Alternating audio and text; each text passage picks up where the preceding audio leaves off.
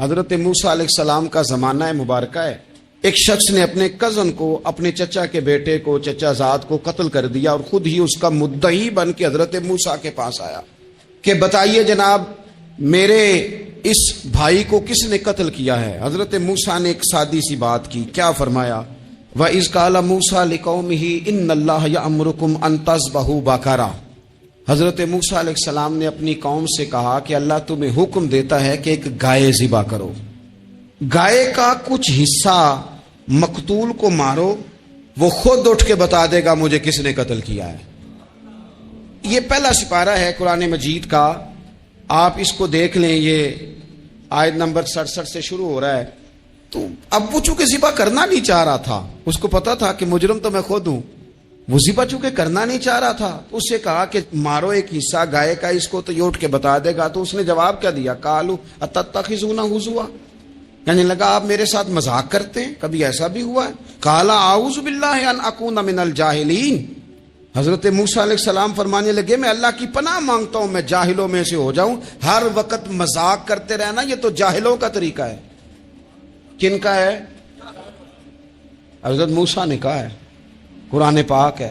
ہر وقت مذاق کرتے رہنا، خوش طبعی اور چیز ہے، مسکراتے رہنا، لیکن کسی کا مذاق ہر وقت اڑاتے رہنا کن کا طریقہ ہے؟ جاہلوں کا. جب کہا نہیں ذبح کرنی ہے تو اب ذرا دیکھیے کرنا نہیں نہ چاہ رہے. قالوا ادع لنا ربک یبین لنا ما ہی، کہنے لگے اے موسیٰ پھر آپ نہ رب سے دعا کریں کہ وہ ذرا کھول کے بتائے وہ گائیں کس طرح کی ہو. ارادہ نہیں نہ ذبح کرنے کا، آپ دعا کریں. قال انہ یقول انہا بقرۃ لا فارض ولا بکر. فرمایا کہ رب کہتا ہے وہ گائے نہ بوڑھی ہو نہ زیادہ بچیا ہو، عوان بین ذالک، ان کے درمیان ہو، یعنی جوان گائے ہو. فافعلوا ما تؤمرون، کرو جس کا تمہیں حکم دیا جا رہا ہے. قالوا ادع لنا ربک یبین لنا ما لونھا. لو اگلی بات سن لو. کہنے لگے آپ دعا کریں رب سے کہ وہ کھول کے بتائے اس کا رنگ کس طرح کا ہو، رنگ بتائیں کس طرح کا ہو. قال انہ یقول انہا بقرۃ صفراء. فرمایا رب فرماتا ہے کہ صفراء رنگ کی ہو، یعنی گہرے زرد رنگ کی ہو. یہ رب فرماتا ہے اس طرح کی گائے ذبح کرو. فاقع لونھا تسر الناظرین، اور جب کوئی اسے دیکھے تو اسے اچھا بھی لگے، آنکھوں کو اچھی لگے وہ گائے، اس طرح کی گائیں ذبح کرو. لو اتنی باتیں بتا دی. قالوا ادع لنا ربک یبین لنا ما ہی، کہنے لگے نہیں آپ پھر دعا کریں اللہ ذرا کھول کے بتائے گائیں کس طرح کی ہو. ان البقرہ تشابہ علینا، ہمیں ذرا گائیں پر شبہ پڑ گیا ہے کس طرح کی ذبح کرنی چاہیے. وَإِنَّا انشاءاللہ لمہتدون، اگر اللہ نے چاہا تو ضرور ہم ہدایت پا جائیں گے. پھر اللہ تعالیٰ نے فرمایا کہ قال انہ یقول انہا بقرۃ لا ذلول تثیر الارض، گائیں اس طرح کی ہو کہ وہ کبھی کھیتی میں نہ چلائی گئی ہو، یعنی اس کو کبھی کام نہ اس سے لیا گیا ہو. بیل کو لوگ لگاتے تھے نا، جو کام آج ٹریکٹر سے لیا جاتا ہے وہ گائے بیل سے لیا جاتا تھا. تو وہ کھیتی باڑی کے کام نہ اس کو لگایا گیا ہو. ولا تسقی الحرث، اور نہ اس سے پانی نکالا گیا ہو، نہ کھیت چلانے ہل چلانے میں لگائی گئی ہو. اور وہ جو کنواں ہوتا تھا جس کے گرد گائیں گھومتی تھی، تو کہا وہ بھی کام اس نے نہ کیا ہو گائے نے. مسلمۃ لا شیۃ فیہا، وہ ہر عیب سے پاک ہونی چاہیے. قالوا الآن جئت بالحق، اب کہنے لگے اب آپ صحیح بات لے کے آئے، اب سوال ختم ہو گئے نا. کہنے لگے اب آپ بات فذبحوہا، انہوں نے ذبح کر دی. وما کادوا یفعلون، پر ایسا کرتے نظر آتے، لگتا نہیں تھا کریں گے ذبح پر ذبح. اچھا یہ گائیں پھر ملی کیسے؟ امام خازن کہتے ہیں کہ ایک نیک آدمی تھا، تو اس کا آخری وقت آ گیا، تو اس کے پاس جو کل جمع پونجی تھی وہ ایک بچیا تھی، گائیں کی بچی، بچیا ویڑی، اس کے پاس وہ ایک بچیا تھی صرف. تو اس نے اس طرح کیا کہ اس کی گردن پر ایک مہر لگائی، اللہ کے نام پر بطور امانت اس نے اس کو جنگل میں چھوڑا. کہا یا اللہ میرا ہے وہ بھی چھوٹا ہے، اس کی حفاظت کرنا اور میرے بیٹے کو پہنچا دینا. بچہ بالغ ہو گیا. اس کی ماں نے کہا بیٹا جو امانتیں رب کے پاس رکھوائی جائیں نا ان میں خیانتیں نہیں ہوا کرتی، جا کے جنگل میں آواز دے تیری گائے واپس آ جائے گی. اس نے جا کے جنگل میں آواز دی کہ وہ جو میرے باپ نے امانت رکھوائی تھی وہ کدھر ہے؟ وہ نشان لگی ہوئی گائیں دوڑتی ہوئی اس کے پاس آئی. واللہ خیر الرازقین. جب رب بندوبست کرے، جب اللہ بندوبست کرے تو پھر معاملہ اور ہوتا ہے. وہ گائے آ گئی. اب اس نے کیا کیا اس نوجوان نے کہ وہ گائے گھر لایا، ماں سے آ کے کہا کہ اماں یہ تو اللہ نے فضل کر دیا. ماں کہنے لگی پتر حالات ہمارے خراب ہیں، منڈی میں لے جا اسے بیچ دے، لیکن سودا میری مرضی کے بغیر طے نہ کرنا. کس کی مرضی کے بغیر؟ کس کی؟ اماں کی مرضی. اور سنو یار، تھے کچھ لوگ جن کو لوگوں نے تانے بھی دیے کہ تم ماں کے پیچھے لگ گیا ہے، لوگوں نے بڑا کچھ کہا، پر جو ماں کی مرضی پہ لگیں ناکام نہیں ہوتے زندگی میں. یہ دیکھو ماں کی مرضی پہ لگا. اس کی قیمت کتنی تھی گائے کی؟ بڑی مہنگی تھی پر 3 دینار کی تھی. منڈی میں لے گیا، 3 دینار اس کی قیمت لگ گئی. تو ماں نے کہا تھا میری مرضی کے بغیر سودا نہ کرنا. اب بچے تو نہیں نہ مانتے، اماں کو کیا پتا باہر بزنس کیا ہے، لین دین کیا ہے. پر ماں نے کہا تھا میری مرضی. بندہ دے رہا ہے اسے 3 دینار. اس نے کہا جی میں نے طے تب کرنا ہے، ڈن تب کرنا ہے، پہلے اماں سے پوچھنا ہے. گھر جا کے اماں سے پوچھا، اماں کہنے لگی دے دے. واپس آیا تو اس نے کہا کہ میں 6 دینار دیتا ہوں پر میری شرط ہے، ماں سے نہیں پوچھنا. اس نے کہا تو 12 بھی دے. ڈن تب بھی ہونا ہے جب اماں نے کہنا ہے. وہ جب اس طرح کی اس نے گفتگو کی، واپس اپنی والدہ کے پاس گئے. کہنے لگے اماں سمجھ نہیں آتی، 3 دینار کی گائیں بندہ 12 میں خریدنے کو تیار ہے، شرط لگاتا ہے کہ اماں سے نہیں پوچھنا. تو والدہ کہنے لگی پتر پہلے اس سے جا کے پوچھ کیا وہ ہے کون. یہ کوئی روحانی معاملہ ہے، کوئی غیبی مدد ہے، پوچھ. اس سے جا کے پوچھا تو وہ کہنے لگا میں تو فرشتہ ہوں اللہ کا. تو نے گائیں بیچنی نہیں، اس لیے کہ تیرا باپ بھی نیک ہے، تیری ماں بھی نیک ہے. رب تیرے رزق میں برکت پیدا فرمانا چاہتا ہے. ماں باپ نیک ہونا رزق میں برکت ہو جاتی ہے. ماں باپ نیک ہوں، ان کی صالحیت کا اثر پہنچتا ہے بچوں تک. رزق حلال کما کے لانے والے ہوں تو گھر میں برکت ہوتی ہے. جا کے کہا کہ تیرے ماں باپ نیک تھے، اسے نہ بیچنا گائے کو. تو کیا کریں؟ کہنے لگے بنی اسرائیل والے سوال کر کر کے نہ کر کر کے خود مشکل میں آ گئے. اب وہ ایسی گائے جو جوان بھی ہو، یہاں تو ہر غریب آدمی اپنی گائیں یہاں لگا دیتا ہے، کھیتی باڑی میں یہاں لگا دیتا ہے، کنویں میں پانی نکالنے میں تو یہاں تو ہر ایک کی گائیں. تو ایسی گائیں جس کا رنگ بھی اتنا پیارا ہو، زیادہ بوڑھی زیادہ بچی بھی نہ ہو، اور ابھی تک کھیت میں بھی نہ لگی ہو، وہ سوائے تیرے کہیں نہیں ہے. اس نے کہا چل پھر مہربانی کر بتا میں کتنے کو دوں گائیں، اگر وہ آ جائیں تو کتنے کو بیچنی ہے. اسے کہنا کوئی نہیں، ریٹ تو زیادہ کرنا ہی نہیں. ان سے کہنا گائے کے اندر سے گوشت نکال دیں اور جتنا گوشت ہے اتنے پیسے بھر دیں، اس کی کھلڑی بھر دیں. اب وہ بنی اسرائیل والے ڈھونڈتے ڈھونڈتے ڈھونڈتے ڈھونڈتے پہنچ گئے. کہا جناب گائیں 3 دینار کی 6 لے لو. اس نے کہا نہ بھائی، ذبح کروں گا، گوشت نکالوں گا، جتنا وزن گوشت کا اتنے پیسے بھرو گے کھال میں تو پھر گائے تمہیں ملے گی. اب مجبور تھے، کیا کرتے. ابن کثیر حدیث لائے ہیں، امام سیوطی نے در منصور میں بھی لکھی ہے. نبی پاک صلی اللہ علیہ وسلم نے فرمایا سنو جوانوں اور اسے دل کی تختی پہ لکھو. نبی پاک علیہ السلام نے فرمایا اگر بنی اسرائیل والے زیادہ سوال نہ کرتے تو اتنی مشکل کا شکار نہ ہوتے.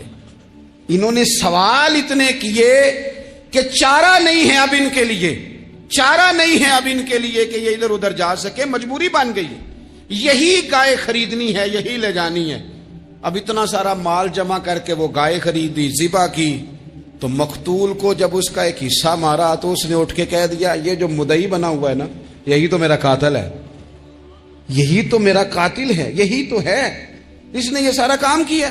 آپ دیکھیے قرآن مجید فرقان حمید ہماری توجہ دلاتا ہے، اور سورۃ القیامہ کے اندر اللہ کریم نے ارشاد فرمایا ایحسب الانسان، کیا آدمی اس گھمنڈ میں ہے، کیا انسان کا یہ خیال ہے ان یترک سدی، کہ اسے آزاد چھوڑ دیا جائے گا، اس سے پوچھا نہیں جائے گا.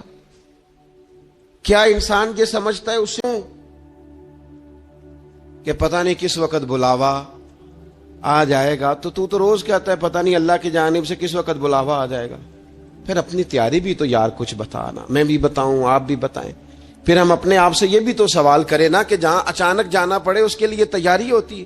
ہماری تیاری کیا ہے اگر اچانک جانے پڑے اس کی بارگاہ میں؟ کیا تیاری؟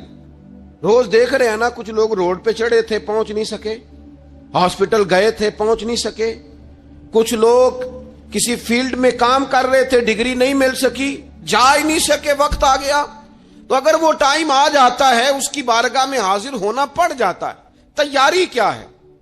نبی پاک علیہ الصلوۃ والسلام گھر کے اندر اپنے گھر والوں کی تربیت کے لیے اور تعلیم امت کے لیے ایک دعا مانگتے تھے۔ حضرت عائشہ صدیقہ کہتی ہیں حضور دعا مانگتے تھے، مشکات میں موجود ہے۔ کیا دعا تھی؟ اللہم حاسبنی حسابا یسیرا، اے اللہ ذرا حساب آسان کر کے لینا۔ یہ حضور تعلیم امت کے لیے دعا مانگتے، اللہ حساب ذرا آسان کر کے لیجیے، مالک کرم فرمانا۔ حضرت عائشہ صدیقہ رضی اللہ تعالیٰ عنہ ارشاد فرماتی ہے، میں نے عرض کیا یا رسول اللہ صلی اللہ تعالیٰ علیہ وسلم یہ آسان حساب کا کیا مطلب ہے؟ تو حضور فرمانے لگے عائشہ آسان حساب کا مطلب یہ ہے کہ رب کریم بندے کے نامہ اعمال پر نظر ڈالے گا اور پھر اللہ تبارک و تعالیٰ اس سے درگزر فرما دے گا۔ یہ آسان حساب ہے، پتہ مالک کو ہے اس نے کیا کیا ہے، پر کریم ہے نا۔ عدل کریں تے تھر تھر کمبن، اچیاں شانہ والے تے جے فضل کریں تے پھر بخشے جامن میرے جے منہ کالے، نظر کرے گا پھر معاف فرما دے گا۔ اور حضور فرماتے عائشہ یاد رکھو جس سے اس نے حساب لیا وہ پھر بڑی مشکل میں آ جائے گا، اس کے لیے مشکل ہو۔ اللہم حاسبنی حسابا یسیرا، اے اللہ تو حساب ذرا آسان کر کے لینا، ذرا آسان کر کے۔ یہ تعلیم امت کے لیے کہ امت کے دل میں خیال پیدا ہو کہ حساب دینا ہے، تو نے حساب دینا ہے، تو نے اپنے مال کا حساب دینا ہے، تو نے اپنے لفظوں کا حساب دینا ہے، تو نے معاملات کا حساب دینا ہے۔ تو جس کرسی پہ بیٹھا ہے، تو کلرک ہے یا صدر ہے، تو نے اپنی اس نشست کا حساب دینا۔ تو استاد ہے یا پیر طریقت ہے، تو مؤذن ہے یا خطیب ہے، تو جو بھی ہے تو نے حساب دینا ہے۔ تجھے تیرے منصب کے بارے میں پوچھا جائے گا، تجھے تیرے عہدے کے بارے میں پوچھا جائے گا، تجھے اپنی ذمہ داریوں کے بارے میں حساب دینا، اللہ کی بارگاہ میں تمہیں جا کے بتانا ہے کہ تم نے کیا اعمال کی۔ اس تصور کو پکا کریں اپنی۔ یہ تصور کتنا کو پکا ہونا چاہیے، دنیا کیا ہے اور آخرت کیا ہے۔ ہمارے ہاں لوگوں نے بہت بڑا لمبا چوڑا دنیا کا تصور بنا لیا ہے، کار جہاں دراز ہے، لمبا تصور، دنیا داری کے لیے لمبی منصوبہ بندی، دور دور تک میں نے یہ کرنا ہے، پھر میں نے یہ کرنا ہے، پھر اس کے بعد انشاءاللہ یہ کر دینا۔ یہ تو آپ نے 300 سال کی پلاننگ بتا دی ہے، یہ تو 300 سال کی پلاننگ بتائی۔ کیا بتائیں تجھے اے باپ، کیا کار ہائے نمایاں کر گئے، بی اے کیا، نوکر ہوئے، پینشن ملی، پھر مر گئے۔ زندگی تو اتنی سی ہے، اتنی لمبی منصوبہ بندی، اس میں آخرت کہاں ہے؟ اس میں اگر کسی مقام پر رب کی بارگاہ میں حاضر ہونا ہے تو وہ کہاں ہے؟ جو مرنے والے لوگ ہوتے ہیں ان کا تو جینا کچھ اور طرح کا ہوتا ہے، جن کو جانا ہوتا ہے ان کا رہنا تو کچھ اور طرح کا ہوتا ہے، جن کو کسی جگہ منتقل ہونا ہوتا ہے، جو عارضی مکانوں میں رہتے ہیں ان کا رہن سہن تو ذرا اور طرح کا ہوتا ہے۔ لیکن جو ہمارا انداز ہے، جو ہمارا رہن سہن ہے، جو ہمارا طریقہ کار ہے، وہ تو مستقل رہنے کا ہے، وہ تو لگتا ہے کہ کبھی چھوڑنے والے نہیں ہیں۔ اس میں تو کوئی ایسی چیز نظر نہیں آتی کہ جس میں ہم محسوس کریں کہ ہم نے چھوڑ کے جانا ہے۔ لیکن نبی پاک علیہ السلام نے جس دنیا کو ہم بہت بڑی دنیا سمجھتے ہیں، حضور نے اس کی مثال کیا دی؟ صحیح مسلم کی حدیث ہے، دیکھیں کتنا کھول کر اور کتنا آسان کر کے رسول پاک ہمیں بات سمجھاتے ہیں۔ دنیا کیا ہے، آخرت کیا ہے، یہ والی زندگی کیا ہے، آخرت کی زندگی کیا، بالکل کھول کر واضح کر کے نبی پاک علیہ الصلوۃ والسلام فرمانے لگے دنیا اور آخرت کی مثال اس طرح ہے جس طرح دریا بہ رہا ہو اور کوئی آدمی اس میں انگلی ڈبوئے، جتنا پانی اس کی انگلی کو لگ گیا یہ دنیا ہے، اور جو باقی ٹھاٹھے مارتا دریا پیچھے ہے، سمندر پیچھے ہے، وہ سارا آخرت ہے۔ یہ اتنی سی دنیا ہے، یہ صحیح مسلم میں موجود ہے۔ اتنی سی دنیا کے لیے اتنے پاپڑ بیلنا، اتنی سی دنیا کے لیے اتنے ظلم کرنا، اتنی سی دنیا کے لیے اتنے حق ضائع کرنا، اتنی سی دنیا کے لیے اتنے لوگوں کے دل توڑنا، اتنے حقوق پہ ڈھاکہ ڈالنا، اتنا جبر کرنا، لوگوں کا مال کھانا، لوگوں کو تکلیف دینا، عزتیں اچھالنا، اتنی سی دنیا کے لیے۔ حضور فرمانے لگے اتنی سی ہے یہ دنیا، جتنا انگلی کو پانی لگ گیا ہے وہ جنت، جو نری جنت نہیں، خدا کا فضل ہے، جو اللہ کی عطا ہے اپنے بندوں کے لیے۔ میرے کریم فرمانے لگے اس جنت میں وہ نعمتیں ہیں نہ کسی آنکھ نے دیکھی، نہ کسی کان نے سنی، نہ تمہارے دل پر کبھی خیال ہی گزرا ہوگا کہ ہمارا رب ہمیں یہ جی عطا فرمانے والا ہے۔ تھوڑا سا نا 24 گھنٹوں میں کچھ ٹائم اپنی آخرت کے لیے، اپنے سارے معاملات کو مرتب کرتے ہوئے کچھ زندگی کے کام اپنی آخرت کے لیے۔ آپ یقین کریں، بچوں سے لے کر بڑوں تک، ان پڑھ سے لے کر پڑھے لکھے تک، ہم نے جس کو اپنے مزاج کے مطابق کم فہم سمجھا اس سے لے کر دانشور تک دوڑ لگ گئی دنیا جمع کرنے کی۔ وہ ایک سوچ حضرت سلطان باہو رحمت اللہ علیہ فرمانے لگے، ہزاروں لوگ ان کی خدمت میں آیا کرتے تھے تو کہتے ہیں رب دا طالب کوئی نہیں ملیا، ات جو ملیا ہے طالب زردہ ہو۔ یہ تو دعا کرانے آئے ہیں کہ میرا کاروبار نہیں چلتا، یہ تو دعا کرانے آئے ہیں کہ جناب وہ میرا جو ہے وہ فلانا کیس الجھ گیا۔ رب دا طالب کوئی نہ ملے۔ کوئی ایسا تو آتا جو کہتا میری اس سے ملاقات کرا دے، کوئی طریقہ بتائے مالک معرفت کیسے دیتا ہے۔ کوئی تو ایسا آتا جو کہتا کہ آؤ نہ کچھ باتیں درد کی کریں، کچھ عشق رسول کی تم کرو، کچھ محبت مصطفیٰ کی میں کروں۔ کچھ ایسے آتے جو کہتے آؤ نہ کوئی ذکر چھیڑے صدیق اکبر کا، کوئی بات کریں سیدنا فاروق اعظم کی، کچھ تذکرے ہو جائیں عثمان غنی کے، تھوڑی دیر ہو نہ جائے مولا علی کا تذکرہ۔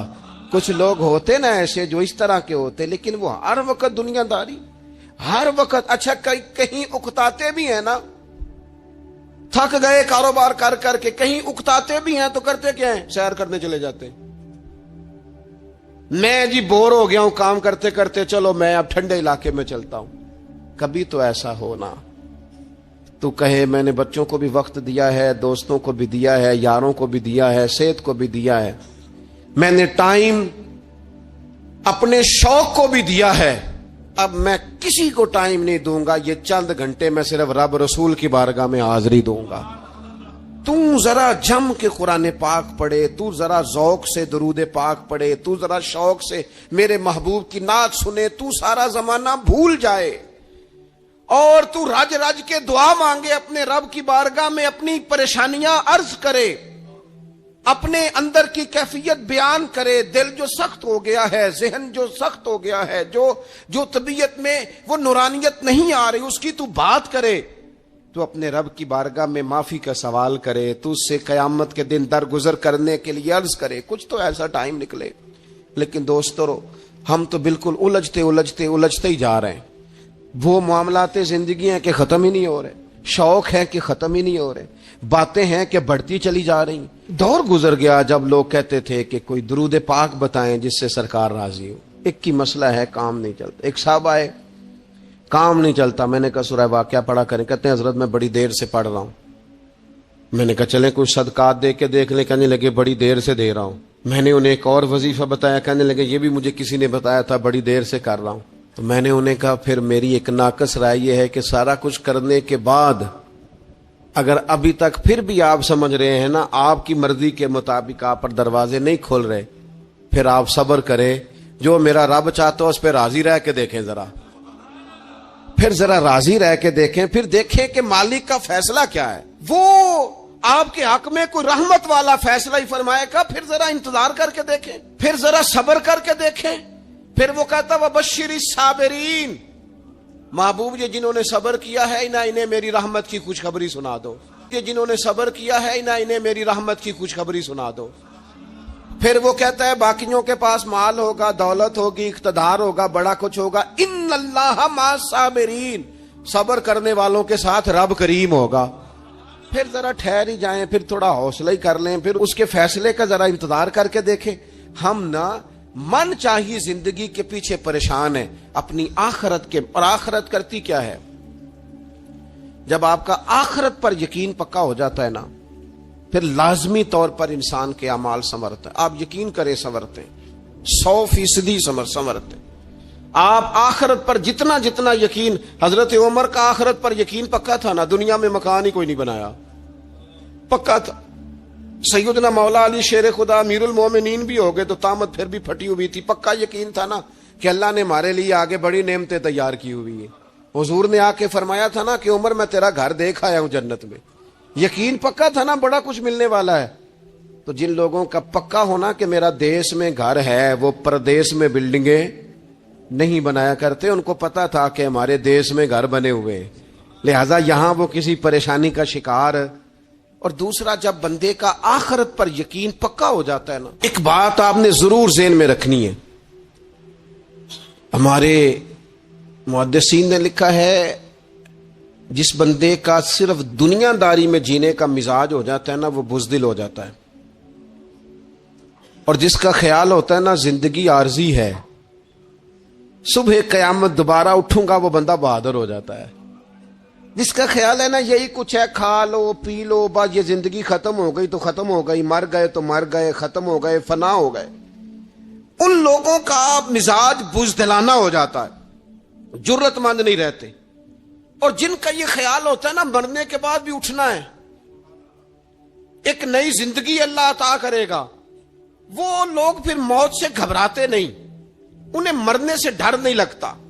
پھر موت کا لفظ کوئی بندہ سنا کہ انہیں بلیک میل نہیں کر سکتا. وہ بندے طاقتور ہو جاتے، با ہمت ہو جاتے. حضرت جابر ابن عبداللہ فرماتے ہیں، بخاری میں حدیث ہے، فرماتے ہیں ایک احد والے دن نا ایک صحابی کھجور کھا رہے تھے. تو کھجور کھاتے کھاتے انہوں نے نبی پاک صلی اللہ تعالی علیہ وسلم کی خدمت میں عرض کی، حضور اگر میں آج شہید ہو جاؤں تو کہاں جاؤں گا؟ تو محبوب فرمانے لگے، میرا رب اپنے فضل سے تجھے جنت عطا کرے گا. حضرت جابر ابن عبداللہ رضی اللہ تعالیٰ عنہ فرماتے اس بندے نے کیا کیا، اس نے نا کھجور جتنی کھا لی تھی کھا لی، باقی نکال دی منہ سے، تلوار لی، میدان میں گئے، شہید ہو گئے. سبق ہمیں کیا دیا؟ کہنے لگے جب مرتے ہی اللہ تعالیٰ جنت عطا کرے گا، پھر کھجور کھاتے کھاتے رہنے والی دیر بھی کیوں کرنی ہے؟ پھر چھوڑو، جنت میں جا کے اللہ کے دیے ہوئے انعام کھائیں گے. کھجور کھانے کی بھی دیر برداشت نہیں کی. یہ آخرت کا اجر، آخرت میں رب کی بارگاہ میں کھڑے ہونے کا تصور بندے کو طاقتور کر دیتا. وہ بزدل. اقبال کیا کہتے ہیں؟ اقبال کہتے ہیں موت کو سمجھے ہیں غافل اختتام میں زندگی، یہ ہے شام میں زندگی، پھر صبح دوام میں زندگی. اور حضرت بلے شاہ بھی بول پڑے، وہ کہنے لگے عرش فرشتے بانگا ملیاں مکے پہ گیا شور، بلے شاہ آسان نہیں مرنا، ایتے مر گیا ہی کوئی ہور.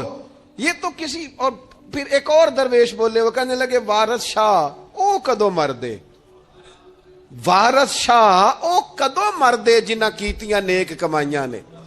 وہ تو اللہ کی بارگاہ میں انعام پاتے ہیں. ایک پل ہے موت، اس پل سے گزرتے ہیں، پھر رب کا فضل انہیں ملتا ہے.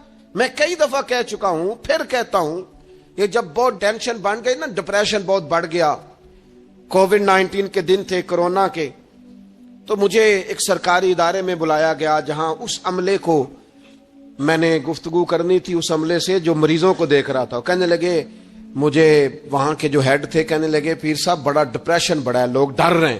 وقتی طور پہ خوف بھی بڑا تھا. تو میں نے ایک صاحب سے وہاں کہا کہ اتنا خوف کس بات کا؟ کہنے لگے جی مجھے تو زیادہ ہجوم آ جائے تو میرا سانس نہیں نکلتا، تو قبر میں تو کھڑکی کوئی نہیں، تو تصور سوچ سوچ کے میں ڈرتا ہوں. تو میں نے کہا ڈاکٹر صاحب، ماں کے پیٹ میں جو رب آکسیجن دیتا ہے وہ قبر میں بھی دے گا. سیانے بندے کا کام ہے، وہ زیادہ سیانے تھے.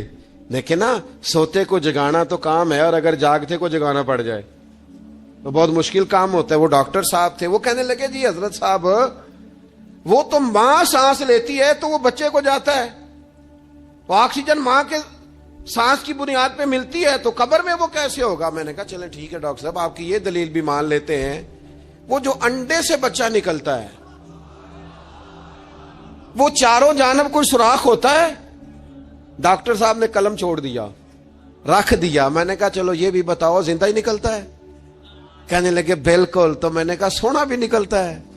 کہنے لگے بڑا ہی پیارا ہوتا ہے. میں نے کہا انشاءاللہ جب ہم قبروں سے نکلیں گے مصطفیٰ کا صدقہ، یوم نحشر المتقین الی الرحمن وفدا، رب کہتا ہے تم جب نکلو گے نا قبروں سے، متقی مومن جب نکلیں گے تو رب کی بارگاہ میں مہمان بنا کر پیش کیے جائیں گے. اے رب دے پرونے ہون گے قیامت میں، وہ مہمان بنا کر پیش کیے جائیں گے اللہ کی بارگاہ، مہمان بنا کر. دوستو قبر صرف دوزخ کا گڑھا نہیں ہے، دوزخ کا گڑھا بھی، لیکن اس کے لیے جس نے دنیا میں رہ کے صرف دنیا کٹھی کی، آخرت کے لیے جمع کچھ نہیں کیا، اور جس نے یہاں رہ کے وہاں کے لیے کوشش کی، صبح سے شام تک ڈرا کہیں میرا رب ناراض نہ ہو جائے، کہیں حضور کی بتائی ہوئی حدیں معاذ اللہ مجھ سے کراس نہ ہو جائے. جس نے محتاج زندگی گزاری اس کی قبر گڑھا نہیں، کھڈا نہیں، بلکہ حضور فرماتے ہیں روضۃ من ریاض الجنہ، اس کی قبر تو باغ ہے، باغ. ایک منٹ کے لیے صرف سوچنا بندہ فوت اور سیدھا اسے باغ میں چھوڑا ہے کوئی. باغ ہے قبر، باغ. اور باغ بھی معمولی نہیں، معمولی کیاری نہیں، روضۃ من ریاض الجنہ، جنت کے باغوں میں سے باغ. اور باغ اتنا سونا ہے جس میں آنکھ کھلے گی تو پہلی زیارت ہی مدینے والے رسول کی نصیب ہوگی. تو خوف آتا ہے وہاں جاتے ہوئے. پہلے بھی میں نے کہا تھا، پھر کہتا ہوں، او مرحوم آسی نے کہا تھا آج پھولے نہ سمائیں گے کفن میں آسی، او قبر کی رات ہے ان سے ملاقات کی رات. آج تو ملاقات. تو یہ جو عقیدہ آخرت ہے یہ انسان کو بزدل نہیں کرتا، بہادر کر دیتا ہے. جو لوگ عقیدہ آخرت نہیں رکھتے بزدل ہو جاتے ہیں، اور لازمی طور پر بزدل ہو جاتے ہیں. اسی طرح یہ جو عقیدہ آخرت ہے یہ صبر و تحمل پیدا کرتا ہے انسانی زندگی میں، ٹھہراؤ پیدا کرتا ہے. انسان محسوس کرتا ہے کہ کل دنیا یہ نہیں، آگے بھی اللہ بڑا کچھ عطا فرمانے والا ہے. اس کے مزاج کے اندر تحمل، بردباری، سکون رہتا ہے. یعنی نہیں بھی اگر کسی مظلوم کو انصاف مل سکا دنیا میں تو وہ پھر بھی بے صبرا نہیں ہوتا، وہ ٹھہراؤ کا شکار ہے. اسے پتا ہے قیامت کے دن بھی ایک عدالت لگے گی، اللہ کی بارگاہ میں جانا ہے. اور نبی پاک علیہ الصلوۃ والسلام نے فرمایا اگر سینگوں والی بکری نے بغیر سینگوں والی بکری کو تکلیف دی ہوگی تو قیامت کے دن اسے بھی بدلہ دینا پڑے گا. تو یہ تحمل پیدا کرتا ہے انسان کو، ایک حوصلہ ہوتا ہے کہ ساری عدالتیں یہاں نہیں، قیامت میں بھی لگنی. جب انسان عقیدہ آخرت رکھتا ہے نا تو پھر اس کے لیے نا رب کے رستے میں خیرات کرنا بڑا آسان ہو جاتا ہے. پھر نہ وہ محسوس کرتا ہے کہ میں نے سارا کچھ یہاں کے لیے جمع نہیں کرنا، کچھ میں نے وہاں کے لیے بھی جمع کرنا ہے. وہ پھر اپنی آخرت کے لیے کچھ نہ ایک بینک آخرت کا بھی بنا لیتا ہے، اس میں بھی کچھ نہ کچھ جمع کراتا رہتا ہے. اسے پتا ہوتا ہے کہ میں نے اللہ کی بارگاہ میں حاضر ہونا ہے، وہاں کی بھی کچھ نہ کچھ تیاری.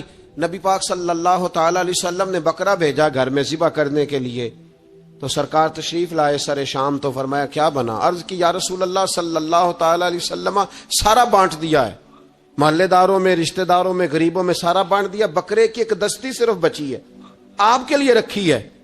تو حضور نے توجہ کیا دلائی، محبوب نے کس طرف رخ کیا؟ حضور فرمانے لگے اپنے اہل خانہ سے، ازواج مطہرات سے، کریم فرمانے لگے عائشہ وہ جو تم نے بانٹ دیا ہے نا وہ سارا ہی بچ گیا ہے، وہ سارا ذخیرہ ہو گیا، وہ جمع ہو گیا ہے آخرت کے لیے، وہ ہمارے پاس بچ گیا ہے. یہ جو تم سمجھتے ہو نا یہ بچا کے رکھا ہے، یہ تو ہم استعمال کر لیں گے، وہ ہم نے سیو کر لیا ہے، وہ بچ گیا ہے. حضرت ابو ذر غفاری رضی اللہ تعالیٰ عنہ اپنے خادم سے کہنے لگے کہ مجھے پتا چلا ہے یہاں فلاں جگہ کچھ غریب لوگ آئے ہیں، تو اس طرح کرنا جو اچھا اونٹ ہے نا میرے اونٹوں میں سے، اچھا اونٹ، جو اچھا اونٹ ہے نا میرے اونٹوں میں سے، اچھا اونٹ وہ ذبح کر کے نا تو ان سارے گھروں میں تقسیم کر دو، جتنا گوشت وہاں بھیجو گے اتنا ہی میرے گھر میں بھی بھیج دینا.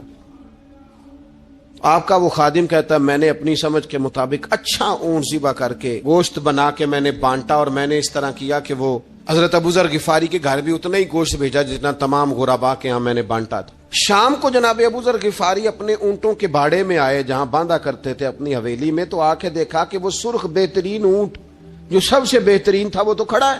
تو آپ اپنے خادم سے کہنے لگے میں نے تمہیں کہا تھا جو سب سے اچھا ہے اس کو ذبح کرنا. تو وہ کہنے لگا حضور وہ باقیوں میں سے سب سے اچھا تھا، اس سے ہی تھوڑا سا کمزور تھا، اور یہ تو آپ کی سواری کے لیے ہے نا، یہ تو آپ کے کام آتا ہے, اس پہ تو آپ سفر کرتے, اس لیے میں نے اسے چھوڑ دیا, اور اس کے بعد جو سب سے اچھا تھا وہ میں نے ذبح کر دیا. تو حضرت ابو ذر غفاری فرمانے لگے, تو شاید سمجھا نہیں, میں اسے بھی سواری کے لیے رکھنا چاہتا تھا, پر اپنی آخرت کی سواری کے لیے.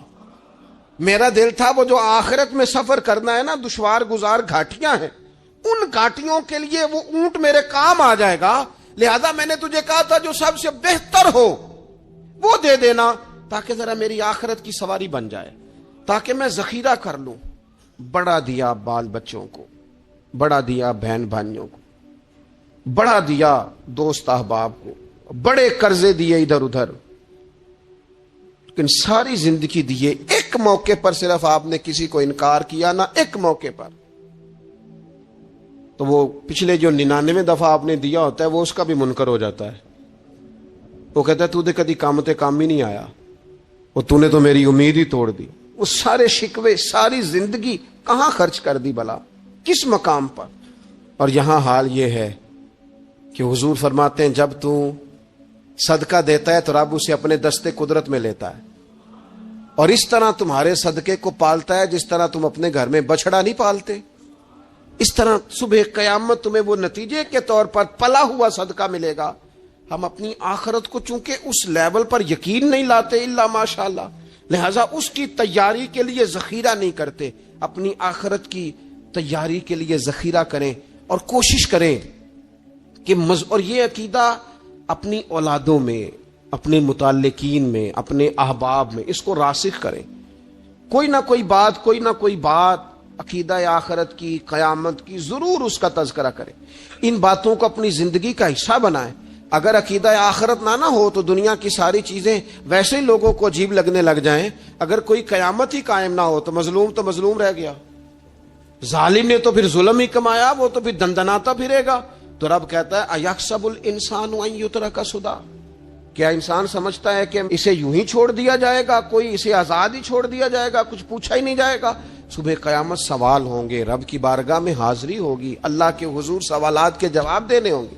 لہذا اپنی زندگی کے اعمال کو مرتب کرتے وقت, کوئی بھی کام کرتے وقت ایک تصور ضرور ذہن میں رکھیں کہ مجھے صبح قیامت اس کا حساب دینا ہے. یہ جو جواب دہی کا تصور ہوتا ہے یہ انسان پر پہرے دار ہوتا ہے, یہ اس کو مضبوط کرتا ہے, اس کی عقیدے کی بنیادیں اس کے عمل کو طاقتور کر دیتی ہیں. لہذا عقیدہ آخرت اپنے بچوں میں, آنے والی نسلوں میں. آپ دیکھیں حضور نے یہ عقیدہ آخرت مضبوط کر دیا تھا نا, تو پھر سیدہ فاطمہ الزہرا نے کچے مکان میں ساری زندگی گزار دی. پھر محبوب پاک نے دیکھا کہ وہ اونٹ کے بالوں کی بنی ہوئی چادر اوڑھ کے چکی پیس رہی ہیں, تو محبوب نے یہ نہیں فرمایا کہ اللہ آسانی کر دے گا, اچھا وقت آ جائے گا, تو فکر نہ کرنا, یہ مشکل نہ. محبوب کریم نے فرمایا فاطمہ دنیا میں تھوڑی مشقت برداشت کرو, اللہ آخرت کی ساری سعادتیں آپ کو ہی عطا فرمائے گا. گویا کریم نے فرمایا آپ کو یوں ہی زندگی گزارنی ہے, یہی طرز رکھنی ہے, اسی طرح ہی آپ کو وقت گزارنا ہے. جو آرام کا وقت ہے وہ اللہ تعالیٰ جنت میں عطا کرے گا. عقیدہ آخرت کی مضبوطی. تھوڑا سا ہمارے ایک بڑے قریبی دوست تھے, بڑا میرا ان سے پیار تھا, 34.5 سال عمر, خود ہارٹ اسپیشلسٹ ڈاکٹر, لیکن یہ پچھلے ہفتے وہ مریضوں کو چیک کر کے نیچے آ کے دفتر میں بیٹھے. ایک تو لوگ کہتے ہیں نا ہسپتال پہنچ جاتا تو شاید بچ جاتا, تو ہاسپٹل کے اندر ہی تھے, اور ابھی چڑھتی جوانی, 34-35 سال عمر. لیکن کمال یہ تھا کہ میرے جیسے کئی لوگوں نے بھی 34-35 سال عمر, لیکن کمال یہ تھا کہ میرے جیسے کئی لوگوں نے بھی آنسو اس لیے بہائے کہ اتنی چڑھتی جوانی میں, اتنے خوبصورت ماحول کے اندر بھی انہوں نے مزاج خیر خائی کا بنایا ہوا تھا. ہر شخص سے حسن کلام اور رب رسول کی طرف اپنا لگاؤ, نماز کی پابندی. جب بھی حال پوچھنا تو کہتے تھے اللہ اور اس کے رسول کا فضل ہے. تو اپنی زندگی میں جن لوگوں کا تصور آخرت مضبوط ہو جاتا ہے وہ کئی دفعہ جلدی بھی سمٹ کر چلے جائیں تو ان کے حق میں رحمت والے فیصلے ہوتے ہیں. اللہ تعالی ہمیں سمجھنے کی توفیق عطا کرے.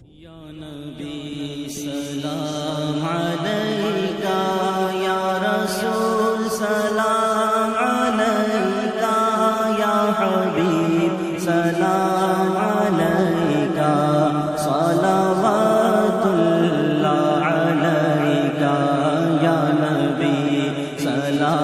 علیکہ یا رسول سلام